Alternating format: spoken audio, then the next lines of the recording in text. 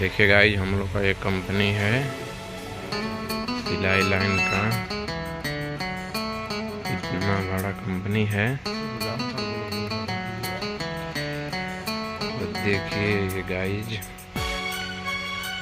इसमें काम हो रहा है। 2 लाइन है इसमें, जो इसमें काम हो रहा है गाइस। आप लोग देखिए, अभी ये कंपनी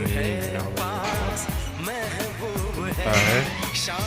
और ये हमारे राहुल भैया हैं जो बिहार से हैं। देखिए गाइस, सिलाई कर रहे हैं।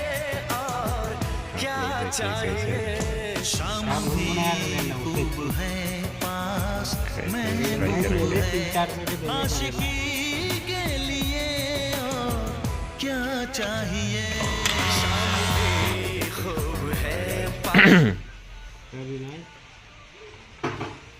चलता चल रहा है।